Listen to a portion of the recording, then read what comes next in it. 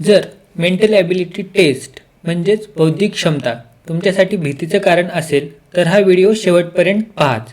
कारण IBPS, TCS पॅटर्ननुसार घेतल्या जाणाऱ्या परीक्षा म्हणजेच महानगरपालिका, आरोग्य भरती, तलाठी, नगर परिषद, GMC किंवा MPSC असू द्या किंवा UPSC या सर्व एक्झाममध्ये महत्त्वाचा टॉपिक म्हणजे मेंटल ॲबिलिटी टेस्ट. तर या सगळ्या परीक्षांमध्ये येणाऱ्या मेंटल ॲबिलिटी टेस्टच्या प्रत्येक चॅप्टरबद्दल आज आपण अगदी डिटेलमध्ये बोलणार आहोत. तर नमस्कार मित्रांनो, आज आपण IBPS TCS पॅटर्नमधील मेंटल ॲबिलिटी टेस्ट सब्जेक्टला पूर्णपणे समजून घेणार आहोत. या सब्जेक्टमधून कोणत्या प्रकारचे प्रश्न विचारले जातात, कोणत्या चॅप्टर किती इम्पॉर्टंट आहे आणि या एक्झाममध्ये नेमकं काय अपेक्षित असतं हे सगळं आज आपण एका व्हिडिओमध्ये पाहणार आहोत. तर मेंटल ॲबिलिटी टेस्टला जर आपण थोडक्यात डिवाईड करून पाहायचं म्हटलं तर आपण त्याला 5 भागामध्ये डिवाईड करू शकतो. फर्स्ट म्हणजे logical reasoning, second verbal reasoning, third म्हणजे अबस्ट्रॅक्ट रिझनिंग. हे 3 टॉपिक आपले लॉजिकल रिझनिंगमध्ये येतात म्हणजेच मेंटल ॲबिलिटी टेस्टमध्ये येतात. आणि चौथा जो आहे इथे तो आहे क्वांटिटेटिव्ह ॲप्टिट्यूड. ह्याला IBPS आणि TCS पॅटर्नमध्ये आपण क्वांटिटेटिव्ह ॲप्टिट्यूड म्हणतो, पण आपल्याकडे MPSC किंवा बाकीच्या जे आपण एक्झाम्स आहेत याला आपण गणित विषयामध्ये कन्सिडर करतो. ठीक आहे, तर याचा सिलेबस आपण दुसऱ्या व्हिडिओमध्ये पाहणार आहोत. आता आपण फक्त लॉजिकल रिझनिंग म्हणजेच मेंटल ॲबिलिटी टेस्ट या विषयाचा पूर्ण अभ्यासक्रम या व्हिडिओमध्ये पाहणार आहोत. तर फर्स्ट आहे ॲनालॉजी. ठीक आहे, तर ॲनालॉजी म्हणजे काय? तर ॲनालॉजी म्हणजे समानता शोधणे, म्हणजेच 2 गोष्टींमधील संबंध ओळखणे. त्या 2 गोष्टी काय असू शकतात? तर शब्द असू शकते किंवा संख्या असू शकतात किंवा शब्द आणि संख्या याच्यामध्ये आपल्याला समानता शोधायची असते. यालाच आपण काय म्हणतो? ॲनालॉजी. तर या टॉपिकवरती म्हणजेच ॲनालॉजीवरती आपल्याला असंख्य प्रश्न प्रत्येक एक्झाममध्ये पाहायला मिळतात. आपण प्रत्येक परीक्षेचे प्रिव्हियस इयर क्वेश्चन्स पाहणार आहोत. आता आपण या व्हिडिओमध्ये फक्त सिलेबस पाहणार आहोत. ठीक आहे, तर दुसरा आपला टॉपिक आहे तो म्हणजे क्लासिफिकेशन. तर क्लासिफिकेशन म्हणजे काय? तर वेगळा घटक शोधणे. या चॅप्टरमध्ये दिलेल्या पर्यायामधून एक वेगळा घटक ओळखायचा असतो. जसे की आपल्याला समजा 4 शब्द दिले असतील किंवा 4 संख्या दिल्या असतील किंवा 4 वस्तू दिल्या असतील, ते काही असू शकतं. तर आपल्याला त्याच्यामध्ये 3 मध्ये काहीतरी समानता असते आणि एक ऑडमॅन आउट असतो. यालाच आपण काय म्हणतात? क्लासिफिकेशन म्हणतो. तर आपला तिसरा चॅप्टर आहे अल्फाबेट टेस्ट. तर अल्फाबेट टेस्टमध्ये काय असतं? तर अक्षरांची क्रमवारी असते. यामध्ये पोझिशन, फॉरवर्ड, बॅकवर्ड, काउंटिंग यावर प्रश्न असतात. ठीक आहे, आपण हे सर्व टॉपिक एकदम डिटेलमध्ये पाहणार आहोत. आता फक्त तुम्ही तुमच्या जी मेंटल ॲबिलिटी टेस्ट विषयाची एक सेपरेट नोटबुक असेल त्याच्या फर्स्ट पेजवर हे सर्व टॉपिक लिहून काढा. ठीक आहे, तर आपला चौथा चॅप्टर आहे कोडिंग डिकोडिंग. यामध्ये काय असतं? एक स्पेसिफिक कोडमध्ये शब्द किंवा अक्षरे दिलेली असतात आणि त्या कोडचं लॉजिक आपल्याला ओळखायचं असतो आणि दिलेल्या शब्दाला त्याच कोडमध्ये ट्रान्सफर करून आपल्याला त्याचं ॲन्सर काढायचं असतं. ठीक आहे, तर आपला 5वा आहे सिरीज. यामध्ये 2 प्रकारच्या सिरीज असतात. एक असते नंबर सिरीज किंवा अल्फाबेट सिरीज, ज्यात मिसिंग नंबर किंवा पुढचा घटक आपल्याला शोधायचा असतो. ठीक आहे, तर आपला पुढचा चॅप्टर आहे ब्लड रिलेशन्स म्हणजेच नातेसंबंध.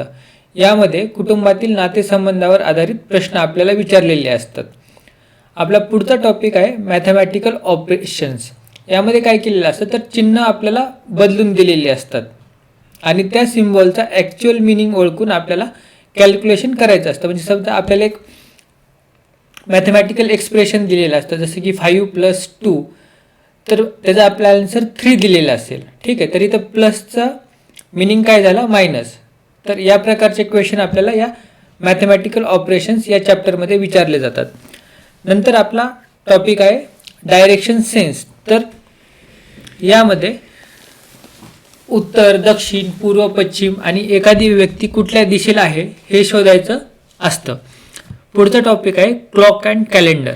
यामध्ये क्लॉकमध्ये अँगल, टाइम बेस्ड क्वेश्चन्स आणि कॅलेंडरमध्ये डे, डेट, लीप इयर यावरती प्रश्न विचारले जातात. आपला पुढचा टॉपिक आहे सिटिंग अरेंजमेंट. यामध्ये रो, सर्कल किंवा स्क्वेअर अरेंजमेंटमध्ये ज्यात व्यक्तींची जागा लॉजिकली ठरवायची असते. जर तुम्ही प्रिव्हियस इयर क्वेश्चन पाहिलेले असतील तर sitting arrangement, clock and calendar आणि डायरेक्शन सेन्स या 3 टॉपिकवरती हमखास क्वेश्चन विचारले जातात. आता आपला पुढचा टॉपिक आहे पझल. हा आपल्याला म्हणजेच महानगरपालिका असेल, आरोग्य भरती असेल, तलाठी असेल यासाठी इतका महत्त्वाचा नाही आहे. पण जर तुम्ही MPSC किंवा UPSCची प्रिपरेशन करत असाल तर त्यासाठी तुम्हाला हा टॉपिक पझल्स खूप महत्त्वाचा आहे.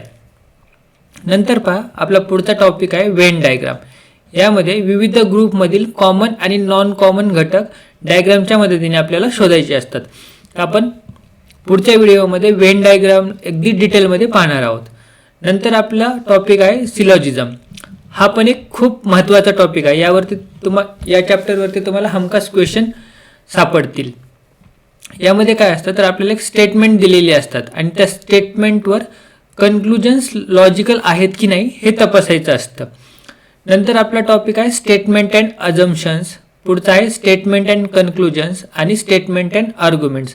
या 3 चॅप्टरचा अभ्यास तुम्हाला सोबत करायचा आहे. यामध्ये काय असतं तर स्टेटमेंटमधून कोणते अजम्पशन्स गृहीत धरलेले आहेत हे आपल्याला आयडेंटिफाय करायचं असतं आणि स्टेटमेंट अँड कन्क्लुजन्समध्ये दिलेल्या स्टेटमेंटवर कन्क्लुजन्स फॉलो होतात की नाही हे लॉजिक वापरून ठरवायचं असतं. आणि नंतर स्टेटमेंट अँड आर्ग्युमेंट्स म्हणजेच आर्ग्युमेंट स्ट्रॉंग आहेत की वीक हे ॲनालाइज करायचे प्रश्न आपल्याला या टॉपिकमध्ये विचारले जातात. आपला पुढचा टॉपिक आहे कॉज अँड इफेक्ट. एखादी घटना कारण आहे की परिणाम हे लॉजिकल रिलेशन मधून ओळखायचं असतं. ठीक आहे. पुढचा आपला टॉपिक आहे ॲसर्शन अँड रिझनिंग. ॲसर्शन आणि रिझन दोन्ही दिलेले असतात आणि त्यांचा परस्पर संबंध आपल्याला या क्वेश्चनमध्ये तपासायचा असतो. आपला पुढचा टॉपिक आहे डेटा सफिशियन्सी. दिलेली माहिती सफिशियंट आहे की नाही हे ठरवणारे क्वेश्चन्स आपल्याला या टॉपिकमध्ये विचारलेले असतात. आपला पुढचा टॉपिक आहे इनपुट अँड आउटपुट. यामध्ये मशीन बेस्ड क्वेश्चन ज्यात step by step input process समजून घेऊन आउटपुट काढायचा असतो. आता जर तुम्हाला हे समजत नसेल तर आता फक्त तुम्ही लिहून घ्या. आपण याचं प्रत्येक टॉपिकचा डिटेलमध्ये अभ्यास करणार आहोत. आपला पुढचा टॉपिक आहे नंबर अँड रँकिंग टेस्ट. यामध्ये रँक, पोझिशन, ऑर्डरवर आधारित लॉजिकल क्वेश्चन्स आपल्याला विचारले जातात. आपला पुढचा टॉपिक आहे कोडेड इनइक्वॅलिटीज. यामध्ये वेगवेगळ्या चिन्हांवर आधारित कोडेड कंपॅरिझन्स केलेले असतात आणि त्यावरती आपल्याला क्वेश्चन्स विचारलेले असतात. आपला पुढचा टॉपिक आहे ॲनालिटिकल डिसिजन मेकिंग. यामध्ये रिअल लाईफ सिच्युएशन्स दिलेले असतात आणि त्यावर योग्य डिसिजन घ्यायचं असतं. ठीक आहे. तर आय होप तुम्ही सर्वांनी तुमच्या वहीमध्ये हे सर्व इम्पॉर्टंट टॉपिकचं लिहून घेतलेले असतील. आणि जर तुम्ही IBPS, TCS, तलाठी, नगर परिषद यासारख्या कॉम्पिटिटिव्ह एक्झामची तयारी करत असाल तर लॉजिकल रिझनिंग हा सब्जेक्ट इग्नोर करू नका. या चॅनलवर प्रत्येक चॅप्टर सविस्तर सोप्या भाषेत पाहायला मिळेल. व्हिडिओ आवडला असेल तर लाईक, शेअर आणि चॅनल सबस्क्राईब करायला विसरू नका. थँक्यू.